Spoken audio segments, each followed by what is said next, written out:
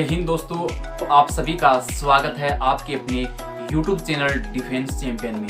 दोस्तों आज की वीडियो में मैं बात करने वाला हूं Indian air force X and Y group आपका फेज 2 यानी फेज 2 में क्या प्रोसेस होता है, किस तरीके से आपको फेज 2 कंप्लीट करना होता है। फेज 2 की जो कंप्लीट सिलेक्शन प्रोसेस होती है उसके बारे में आज इसी वीडियो में आपको मैं बात करने वाला हूँ। और गाइस बहुत ही अच्छे तरीके से आपको मैं बताने वाला हूँ। जो भी आपका डाउट होगा ना गाइस, वो आपका इस वीडियो के माध्यम से क्लियर है वो हो जाएगा, क्योंकि आपके मन में बहुत सारे डाउट रहते हैं कि फेज 2 में क्या क्या प्रोसेस होता है, कौन कौन से टेस्ट होते हैं और ग्रुप डिस्कशन किस तरीके से होता है, एसआरटी में किस तरीके का क्वेश्चन होता है और उसके साथ साथ गाइस आपका फिजिकल हो गया तो वो किस तरीके से आपको क्लियर करना होता है। प्रॉपर आपको जो जानकारी है गाइज वो यहाँ से आपको मिल जाएगी। तो आपका काफ़ी डिमांड आ रहा था पिछले दिनों से, तो गाइज इस वीडियो को आप एंड पॉइंट तक जरूर देखिएगा। 2017 क्वालिफाइड ओके, किस तरीके से आप फेज 2 क्लियर कर सकते हैं। तो गाइज बहुत ही महत्वपूर्ण वीडियो है। चलिए स्टार्ट करते हैं आज की इस वीडियो को। ज़्यादा समय में वेस्ट नहीं करूँगा। किसी भी कैंडिडेट्स का मेन जो पॉइंट होगा वो आपको मैं बताने वाला हूँ, स्टेप बाय स्टेप बताऊंगा बारीकी से, ताकि किसी भी स्टूडेंट को ऐसा फील नहीं हो फेज 2 की ऐसी कोई इंपॉर्टेंट जो बात रह गई है जो आपको बताना बहुत ही जरूरी था, लेकिन ऐसा मैं होने नहीं दूंगा। पूरी तरह से मैं फेज 2 की जो प्रोसेस है उसको कवर करने वाला हूँ।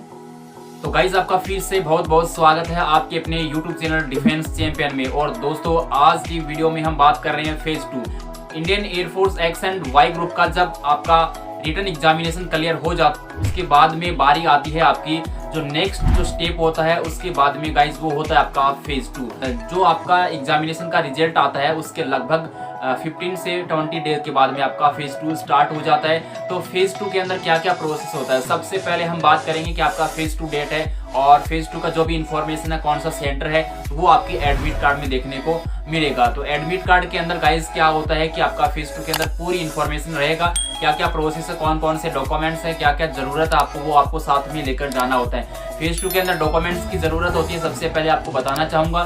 तो जो भी डॉक्यूमेंट्स की जरूरत होती है उसका आई बटन में वीडियो मिल जाएगा, उसको देख लेना, ठीक है। अभी आप जिस सेंटर पर पहुंचोगे फेज 2 देने के लिए आपको डेट और टाइमिंग है वो मिल जाता है। और सबसे पहले आपको यही करना है कि आप सही समय पर फेज 2 देने के लिए अपने सेंटर पर पहुंचे। जो भी आपका सेंटर है XYZ, चाहे जोधपुर हो, भोपाल हो गाइस, ओके, अंबाला हो, तो जहां पर भी आपका सेंटर है गाइस वहां पर आप सही समय पर पहुंच जाइए सबसे पहले, ओके। उसके बाद में गाइज आपका जो प्रोसेस है आपको प्रॉपर गाइड किया जाता है। जो ऑफिसर होते हैं इंडियन एयरफोर्स के, आपको प्रॉपर गाइड किया जाएगा कि आपको क्या प्रोसेस करना है, क्या होगा। तो A to Z जानकारी है वो आपको वहां पर देखने को मिल जाती है। तो गाइज सबसे पहले आप जब पहुंचोगे तो आपका डॉक्यूमेंट्स वेरिफिकेशन हो जाएगा। नॉर्मली चेकअप किया जाता है स्टार्टिंग टाइम में, ऐसा हर डॉक्यूमेंट चेकअप नहीं होता है कि आपका बारीकी से चेकअप किया जाता है, यानी चेक ऐसे किया जाता है कि कोई कैंडिडेट्स फेक कैंडिडेट्स ना आ जाए। और उसके बाद में गाइज आप बात करते हैं, सबसे पहले नंबर 1 जो पॉइंट आता है वो है गाइज आपका फिजिकल फिटनेस टेस्ट के PFT जिसको हम बोलते हैं। PFT के अंदर क्या प्रोसेस होता है वो आपको मैं बताने वाला हूँ। सबसे पहले गाइज 1.6 किलोमीटर यानी 1600 मीटर की रनिंग होती है, ठीक है। 1600 मीटर की रनिंग 6.5 मिनट का टाइम आपको दिया जाता है। कितने मिनट का? 6.5 मिनट का टाइम दिया जाता है। तो आप आराम से रनिंग है वो कर सकते हैं। और मैं आपको यही कहना चाहूंगा सभी स्टूडेंट को है ना, लगातार अपने जो तैयारी कर रहा है डिफेंस के लिए उसको हमेशा ही रनिंग करना चाहिए। सबसे पहले मैं यही कहना चाहूँ, ताकि स्टेमिना है वो बना रहे और आपको कोई भी दिक्कत नहीं आएगी। और फिजिकल एक्टिविटीज भी आप करते रहे, एक्सरसाइज आप जरूर करें ताकि आपका स्टेमिना अच्छा रहे और आपको कोई प्रॉब्लम नहीं आएगा, ओके। जिसकी रनिंग बिल्कुल भी नहीं है वो कैंडिडेट्स भी रनिंग क्लियर कर सकते हैं। अभी आपके पास 15 से 20 दिन है और 1600 मीटर की रनिंग है, 6.5 मिनट का टाइम है, तो आराम से कर सकते हैं, कोई प्रॉब्लम नहीं आएगा। काफी स्टूडेंट्स के जो हाँफने की प्रॉब्लम होती है, श्वास की प्रॉब्लम हो जाती है, या कहीं पर भी पेट में दर्द है या साइड में दर्द है और पैरों में दर्द हो जाता है, सेन पेन हो जाता है, तो बहुत सारी प्रॉब्लम होती है। प्रॉपर एक तरीके से आपको दौड़ना चाहिए, सही तरीके से आप दौड़ेंगे तो आपको कोई प्रॉब्लम नहीं होगा और आपकी रनिंग भी क्लियर हो जाएगी, ओके। तो सबसे पहले मैंने आपको बता दिया 1600 मीटर की रनिंग होगी। तो रनिंग के लिए आपके मन में काफी जो डाउट आते रहते हैं कि सर रनिंग ग्राउंड पे होती है, रोड पे होती है। आपको ग्राउंड भी मिल सकता है, आपको रोड भी मिल सकता है, तो वो तो वहां पर डिपेंड होता है कि कहां पर आपको रनिंग करवाई जाती है। अलग अलग सेंटर का अलग अलग प्रोसेस होता है, तो मे भी आप अच्छे तरीके से समझ जाओगे, ओके।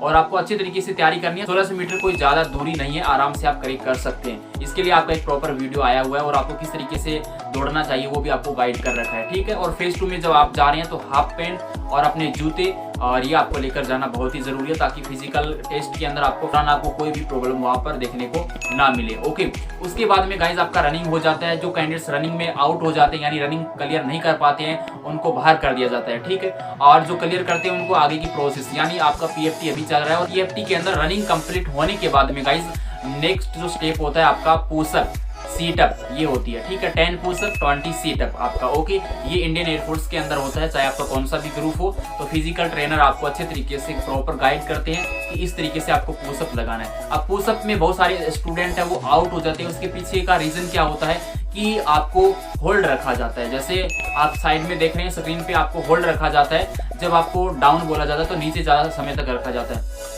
होल्ड करने के बाद में यानी आपको नीचे अप और डाउन ऐसे बोला जाता है या विसल पे चलता है, कहीं पर 1 2 से भी चलता है। तो आपको प्रॉपर पहले गाइड किया जाता है कि इस तरीके से आपको करना है। आपका बॉडी बैलेंस बनना बहुत ही जरूरी है। तो पुशअप आपको किस तरीके से करना होता है प्रॉपर आपको गाइड कर रखा, आई बटन में वीडियो मिल जाएगा। क्योंकि 10 पुशअप तो आप आराम से निकालोगे, प्रैक्टिस आपकी अच्छी है तो कोई दिक्कत की बात नहीं है। उसके लिए प्रॉपर आपको गाइड किया जा रहा है। और जो कैंडिडेट्स नहीं करेगा तो फिजिकल में बहुत सारे स्टूडेंट है वो आउट हो जाते हैं, ठीक है। बहुत सारे स्टूडेंट है वो फिजिकल में ही आउट होते हैं, या तो रनिंग में आउट हो जाते हैं जिनकी रनिंग है ही नहीं बिल्कुल, या पुशअप होता है सीटअप में उनमें आउट हो जाते हैं। सीटअप एक बिल्कुल नॉर्मल एक्सरसाइज है और पुशअप भी एक नॉर्मल एक्सरसाइज है। हाथों में कंपन नहीं होना चाहिए, बॉडी बैलेंस पूरा बनना चाहिए और उबड़ खाबड़ स्थिति नहीं बननी चाहिए। उसके बाद में PFT कंप्लीट हो जाता है। PFT का प्रोसेस कंप्लीट होने के बाद में जो कैंडिडेट्स आउट होता है उसको बाहर कर दिया जाता है। तो गाइज उसका सिलेक्शन में कोई योगदान नहीं होता है। और काफी जो सेंटर होते हैं गाइज वहाँ पर जो ऑफिसर होते हैं तो वो उनको मौका दे देते हैं, जैसे कि पुशअप नहीं हुआ है आपसे या फिर सीटअप नहीं हो पाया सही से तो दोबारा से भी करवा लेते हैं या फिर आपको दोबारा से मौका भी दे देते हैं। लेकिन उसके भरोसे नहीं रहना है। आपको मैं फिर से सजेशन देना चाहूंगा कि आप परफेक्ट तरीके से 1600 मीटर की रनिंग करें और जिसका वेट ज्यादा है वो वेट भी मैनेज करें अपने आप में। ओके, और कोई भी प्रॉब्लम होता है तो आप मुझे इंस्टाग्राम पे फॉलो करके पूछ सकते हैं, आपको प्रॉपर गाइड किया जाएगा। और आपके लिए रेगुलर वीडियोस आ रहे हैं उनको आप देखिए और उससे सीखिए। और कोई फिर प्रॉब्लम होता है तो मुझसे कांटेक्ट कर सकते हैं। ओके, तो ये प्रोसेस हो जाएगा फिजिकल का कंप्लीट। फिजिकल कंप्लीट होने के बाद में जो कैंडिडेट्स पास हो जाते हैं फिजिकल के अंदर उनका आगे का स्टेप होता है। आगे कौन सा स्टेप होता है? SRT का स्टेप होता है। फेज 2 का सेकंड जो टर्म होता है वो है आपका SRT situation reaction test. Okay, क्या होता है? सिचुएशन रिएक्शन टेस्ट होता है। तो उसके अंदर आपको क्या करना होता है, इसके नाम से ही आपको पता चल रहा है कि सिचुएशन रिएक्शन यानी कोई कंडीशन हो गई, अचानक घटना घटित हो गई, उसके ऊपर आपका क्या रिएक्शन होगा, वो आपकी क्या होती है? साइकोलॉजी होती है, मनोविज्ञान है, वो आपका चेक किया जाता है कि आप कितना परफेक्ट हैं। हर एक जो तुरंत कोई घटना घटित हो जाती है तो उसके अंदर आप कितने टाइम में कौन सा एक्शन लेने वाले हैं वो आपसे चेकअप किया जाता है। फेज 2 में जब आप जाते हैं तो जाने के बाद में सब कुछ प्रोसेस आपका डॉक्यूमेंट्स वगैरह कंप्लीट हो जाता है। उसके बाद में आपको एक चेस्ट नंबर मिलता है जो कि आप साइड में स्क्रीन में देख रहे हैं। इस तरीके से आपको पहना दिया जाता है, आपको पहनना होता है। तो ड्रेस कोड जो होता है उससे आपकी पहचान होती है ताकि कोई इधर से उधर ना हो जाए, कौन कौन फेल हुआ है कौन पास हो रहा है, तो उससे उनको आसानी हो जाती है इस तरीके से। ओके, कि SRT के अंदर गाइज आपको टोटल 45 क्वेश्चन मिलते हैं और 30 मिनट मिलता है। तो आपको प्रॉपर गाइड किया जाता है कि सारे क्वेश्चन आपको अटेम्प्ट करना है और कोई क्वेश्चन नहीं छोड़ना। ये मैं आपको बता चुका हूँ क्योंकि ऐसा कोई क्वेश्चन नहीं होता है कि जो आपको नहीं आता हो और बिल्कुल इजी वाले क्वेश्चन होते हैं जिस तरीके से मैंने आपको एक्सप्लेन किया है और बारीकी से मैंने आपको बताया है। तो मे भी आपको कोई भी कैंडिडेट्स को कोई भी क्वेश्चन छोड़कर नहीं आना है, सारे क्वेश्चन अटेम्प्ट करना है। उसके अंदर कोई नेगेटिव मार्किंग नहीं होती है और भी नहीं आ रहा है ना तो फिर भी आप उसके अंदर है ना अपना तुक्का लगा सकते हैं। लास्ट ऑप्शन है तुक्का लगा सकते हैं यदि कुछ भी नहीं आ रहा है आपको तो। ओके, लेकिन आपको अच्छे तरीके से पढ़ना है और क्वेश्चन को अटेम्प्ट करना है और जल्दबाजी कहीं पर भी आपको नहीं करनी है। SRT एक टेस्ट होता है गाइस, ऑफलाइन प्रोसेस में होता है। आपको OMR सीट मिलती है कि सारे क्वेश्चन आपको हल करना जरूरी होता है। पूरे क्वेश्चन जो नहीं करता है उसको आउट कर दिया जाता है। ओके, आपके पास अच्छा खासा समय होता है, no negative marking, both language आपके पास है। SRT किस तरीके से होता है, किस तरीके के क्वेश्चन आते हैं, आई बटन में आपको वीडियो दे रखा है, उसको आप देख सकते हैं। ओके, जैसे मैं एग्जांपल के तौर पर बताना चाहूंगा, क्वेश्चन ऐसे होगा कि आपके पड़ोस में घर में आग लग गई है तो आप क्या करोगे, और ऑप्शन में मिलेगा आपको कि आप दमकल को फोन करोगे, आप आग बुझाओगे, या ग्रामीण जो लोग हैं उनको आप बताओगे कि आग लग गई है, या आप कुछ भी नहीं करोगे। तो इसमें जो सबसे बेहतरीन आंसर होता है गाइस वो होता है दमकल को फोन करना, क्योंकि जो आग लगने पर है दमकल विभाग यानी फायर ब्रिगेड जो होता है वही इसको कंट्रोल कर सकता है और इसका बेस्ट आंसर यही होगा। और इसके अलावा हम यही कर सकते हैं कि आग बुझाने में हम सहायता करेंगे, आग बुझाने की हम कोशिश करेंगे, लेकिन वो आपका इतना बेहतर आंसर नहीं माना जाएगा, ठीक है, शानदार आंसर नहीं माना जाएगा और इसके अंदर कोई भी नेगेटिव मार्किंग नहीं होती। और इसके साथ साथ जो ऑप्शन होते हैं आपके पास 4 या 5 जो भी आपके ऑप्शन होते हैं, उनमें से क्या होता है गाइस आपका कि सभी के नंबर आपको मिलते हैं। जो सबसे बेस्ट आंसर होता है उसका पूरे में पूरा नंबर मिलता है, ओके। और जो उससे कम लेवल का है तो उससे थोड़ा कम नंबर आपको मिलता है। इस टेस्ट को पास करना होता है, इसके नंबर कोई आपके ऐड नहीं होते कहीं पर भी, ना ही आपको कोई पीएफटी का आपको जो पीएफटी का है उसका नंबर मिलने वाला है। काफी स्टूडेंट के मन में ये भी डाउट रहता है, ओके। तो उसके बाद में एसआरटी आराम से आप कर लोगे और इसमें कोई भी प्रॉब्लम की बात नहीं होती है। और इसके अंदर आपके रीजनिंग के क्वेश्चन भी आते हैं, कुछ 6 से 7 क्वेश्चन रीजनिंग के भी होते हैं, जैसे कि रिलेशन से आ जाता है, सीरीज से 1-2 क्वेश्चन भी आ जाता है। तो इस तरीके के क्वेश्चन आपको देखने को वहां पर मिल जाते हैं, ओके। एसआरटी में जो काफी कम ही स्टूडेंट है जो कि आउट होते हैं, बहुत ही कम संख्या के अंदर, और यहाँ पर उसके बाद में सारा प्रोसेस हो जाता है। एसआरटी में आउट होते हैं, ऐसी बात नहीं है कि एसआरटी में आउट नहीं होते हैं, लेकिन इतनी संख्या में आउट नहीं होते जितना अगर पीएफटी या जीडी की हम बात करें तो। और नेक्स्ट जो स्टेप, जो एसआरटी क्वालिफाइड एसआरटी तक का जो प्रोसेस कंप्लीट कर लेता है, उस स्टूडेंट को नेक्स्ट स्टेप के लिए जाना होता है। तीसरी जो स्टेप होती है गाइस, वो होती है आपकी जीडी। जीडी होगा तो अब क्या होगा, उसकी समझ से बाहर हो जाता है कि जीडी होता क्या है। जीडी बच्चे ग्रुप डिस्कशन होता है। क्या होता है ग्रुप डिस्कशन? जीडी का मीन यानी ग्रुप डिस्कशन का मीन हो गया ग्रुप के अंदर किसी एक टॉपिक पर उसको हल करना, अच्छे तरीके से उसका सॉल्यूशन निकालना, कि हम किस तरीके से जो निष्कर्ष निकालते हैं। एग्जाम्पल के तौर पर हम कोई मीटिंग करते हैं, अपने घर वाले जब कोई ऐसा कोई पर्पज होता है, कोई ये काम होता है, उसका निष्कर्ष निकालने के लिए घर वाले सदस्य हैं, परिवार वाले जो सदस्य होते हैं, वो उसमें आपस में एक बहस करते हैं, आपस में एक जो वार्तालाप करते हैं, बस वही प्रोसेस होता है। अपना अपना तर्क रखना होता है, यानी अपना अपना पॉइंट उसके अंदर सभी रखते हैं। उसके बाद में लास्ट में जो सबसे बेहतरीन जो उसका रिजल्ट होता है, जो अच्छा होता है, उसी को रखा जाता है। तो बस यही है ग्रुप डिस्कशन, कि आपको ग्रुप डिस्कशन के लिए गाइस आपको क्या मिलेगा, एक पेज मिलेगा, ओके। ग्रुप डिस्कशन के अंदर सबसे पहले आपको बताना चाहूंगा, लगभग 15 स्टूडेंट होते हैं, लगभग में भी 1-2 कम ज्यादा होता रहता है, बैच के अकॉर्डिंग वो अलग अलग प्रोसेस होता है, लेकिन 15 स्टूडेंट का ही लगभग बैच आपका बनता है। जो आप साइड में तस्वीरें देख रहे हैं, इसी तरीके का प्रोसेस होता है। 2 से 2 आपके कमांडिंग ऑफिसर होते हैं, और एक और भी होता है, लगभग में भी हो भी सकता है, कोई जरूरी नहीं है, ओके। तो जो ऑफिसर होते हैं वो आपको जो है कैच करते हैं कि आप बोल रहे हैं, आप किस तरीके का रिएक्शन वहां पर कर रहे हैं, तो वो नोट करते हैं, अपनी पास डाटा होता है, उनको आपका एनालाइज करते हैं कि आप बोल रहे हैं सही तरीके से, टॉपिक पर बोल रहे हैं या नहीं बोल रहे, आप बिल्कुल भी नहीं बोल रहे हैं, और आपका उस टाइम पर क्या रिएक्शन है आपका, वो नोट करते हैं। लेकिन सबसे पहले मैं बताना चाहूंगा, जहां पर भी आपका सेंटर है फेज 2 का, अच्छे से जाइए, आप तैयारी कीजिए, रिजल्ट अपने आप आपको 100% मिलेगा। लेकिन आप तैयारी नहीं करोगे, डर जाओगे, या फिर आपको बहुत ज्यादा ऐसे अंदर से वो बुरी फीलिंग महसूस होती है, आपको अलग ही तरीके की कोई फीलिंग रहती है, जैसे डर के मारे आपका पसीना आने लग जाता है, हाथ कांपने लग जाते हैं इस तरीके से, या आप नज़र से नज़र नहीं मिला सकते। तो इस तरीके की प्रॉब्लम आपको फेल करवा सकती है। तो आपको इस तरीके का कोई डर पैदा नहीं करना है अपने आप में, आपको अपने आप में कॉन्फिडेंस रखना है। लेकिन कभी भी बच्चे और कॉन्फिडेंस भी नहीं होना है, ठीक है, इस बात का आपको ध्यान में रखना है।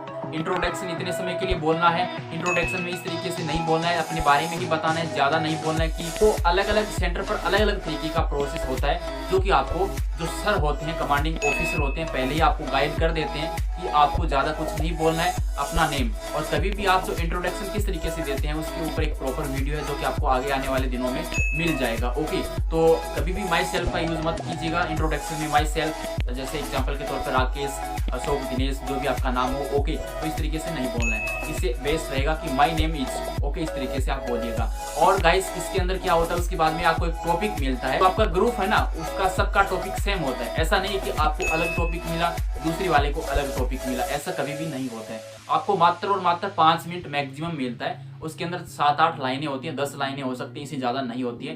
एक पेज मिलता है, 5 मिनट के लिए पढ़ने के लिए दिया जाता है, उस टॉपिक को आपको पढ़ना होता है, ठीक है। और उसके बाद में आपको वो पेज है वापस कलेक्ट कर लिए जाते हैं, तब आपने उससे क्या सीखा और उसके बारे में किस टॉपिक के बारे में लिखा था, वो आप समझ जाएंगे मेरे हिसाब से। और आप इतने जीडी की आप अच्छे तरीके से तैयारी करके घर से जाओगे ना, टॉपिक के बारे में नॉलेज होना जरूरी है, ओके। इंग्लिश को लिखना और बोलना अलग अलग तरीका है दोनों का, ठीक है। लिखने के अंदर जो ग्रामर की है गलती हम नहीं कर सकते, लेकिन बोलने में ग्रामर की थोड़ी बहुत गलती होगी तो चलेगा, लेकिन आपको डरना नहीं है। सबसे पहले मैं आपको यही बताना चाहूंगा, ओके।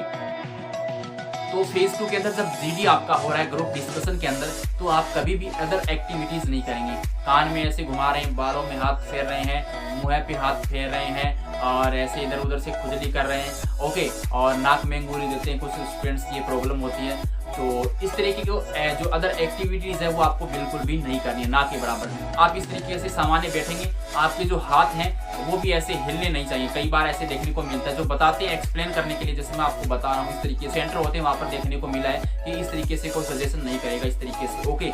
और फेस टू जीडी के अंदर आपका आई कॉन्टेक्ट, ओके, जैसे आमने सामने बैठे हैं सभी के साथ आपका आई कांटेक्ट होना चाहिए, जिस तरीके से आप तस्वीर में देख रहे हैं। जरूरी है, चाहे आपका ऑफिसर हो या आपके ग्रुप के बंदे हो, और आपको बोलना बहुत जरूरी है। यदि आप वहाँ पर कुछ नहीं बोलोगे ना तो आपको आउट कर दिया जाएगा। और कुछ जो सेंटर होते हैं वहाँ पर क्या होता है कि कुछ जो सेंटर होते हैं ना गाइस, वहाँ पर जो ऑफिसर होता है वो आपको चेस्ट नंबर आपको जो मिलता है उसके अकॉर्डिंग बुलाते हैं, आपको नंबर से बुलाते हैं, जैसे कि 1 by 1 बोलेगा, ओके। टॉपिक के ऊपर पहले जो 30 सेकंड है उसमें इंट्रोडक्शन दे सकता है, ठीक है, इंट्रोडक्शन देना है। उसके बाद में 1 मिनट से 2 मिनट तक जो भी आपका देते हैं टॉपिक पर बोलना है। और कुछ जो स्टूडेंट्स क्या होते हैं कि एक बार तो ऐसी बहुत ज्यादा ऊंच आवाज में हाई जो वॉल्यूम में बोलेंगे सबसे पहले, फिर उसके बाद में एक दो जो लाइन रटते हैं वो तो बोल देते हैं, और नेक्स्ट वाली है वो बस बुल, फिर कुछ नहीं बोलते हैं। इस तरीके का रिएक्शन आपको नहीं करना है। ये जो रिएक्शन होगा ना वो आपको वहां पर आउट करवा सकता है, ओके। तो आप जब जीडी दे रहे हैं, जब आपका जीडी स्टार्ट हो जाता है आपको बोलने के लिए, तो कभी भी एक दूसरे की बात को काटना नहीं है। यानी आपका जो फ्रेंड बोल रहा है, आपका जो दोस्त बोल रहा है जिस भी तरीके से, उसको अच्छे से सुनना है। और कुछ जो स्टूडेंट होते हैं क्या करते हैं कि कुछ भी हो, टॉपिक कुछ भी है, बोल कुछ हो रहे हैं, तो ऐसा आपको नहीं करना है। आपको इतना नॉलेज तो हो जाएगा कि टॉपिक किस पर आपको मिला है और आप किस तरीके से वहां पर रिएक्शन कर रहे हैं। तो आपको टॉपिक से हटकर नहीं बोलना है, ध्यान रखिए। और आपको हमेशा ही पॉजिटिव थॉट ही देना है, यानी पॉजिटिव विचार ही वहां पर रखना होता है। उसके उल्टे, उसके खिलाफ या उसकी नेगेटिविटी आपको नहीं देनी है। कुछ जो टॉपिक होते हैं उसमें आप बोल सकते हैं, लेकिन ज्यादातर 99% आपका जो टॉपिक का रिएक्शन रहेगा वो पॉजिटिव वे में रहेगा, ठीक है। तो इन बातों का आपको बिल्कुल ध्यान रखना है। तो गाइज में भी आपको कोई प्रॉब्लम नहीं आएगा। अदर एक्टिविटीज का रिएक्शन आपको वहां पर करना नहीं है, और अपने आप में अच्छे तरीके से आपको वहां पर प्रेजेंट करना है, और आप अच्छे तरीके से वहां पर आप बातें करेंगे तो कोई दिक्कत आपका नहीं होगा। और फिश मार्केटिंग मैंने आपको बता दिया, वो नहीं करना है, यानी एक दूसरे की बात को नहीं काटना है। कुछ भी नहीं बोलोगे ना तो आपको वहां से आउट कर दिया जाएगा। तो बोल ही सकते हो कम से कम 20 से 30 यदि जीडी के टॉपिक पढ़ोगे तो इतना आपको हो जाएगा कि आप आराम से जीडी है वो क्लियर कर सकते हैं। जो क्रम से रिजल्ट आता रहता है, जैसे पीएफटी का रिजल्ट है, उसके बाद में एसआरटी का रिजल्ट आता है, उसके बाद में उसी प्रकार से जीडी का रिजल्ट है वो आपका आ जाता है, ओके। तो आपको इस तरीके से वैसे प्रॉपर गाइड किया जाता है कि किस तरीके का प्रोसेस आपको करना है, तो उन नियमों का आपको पालन करना है, कोई भी प्रॉब्लम आपकी नहीं आएगा। और गाइज काफी स्टूडेंट के मन में यह भी डाउट रहता है कि हम जीडी में क्या हिंदी में बोल सकते हैं क्या?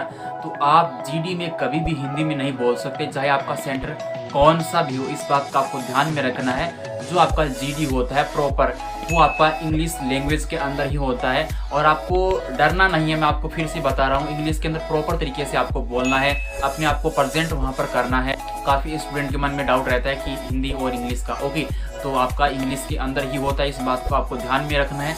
और उसके साथ साथ मैं बताना चाहूँगा गाइस कि आपको डरना नहीं है। काफ़ी स्टूडेंट है वहाँ पर डर जाते हैं, पसीना आ जाता है, नर्वस हो जाते हैं। मिल जाएगा, हर एक टॉपिक का नॉलेज होना जरूरी है।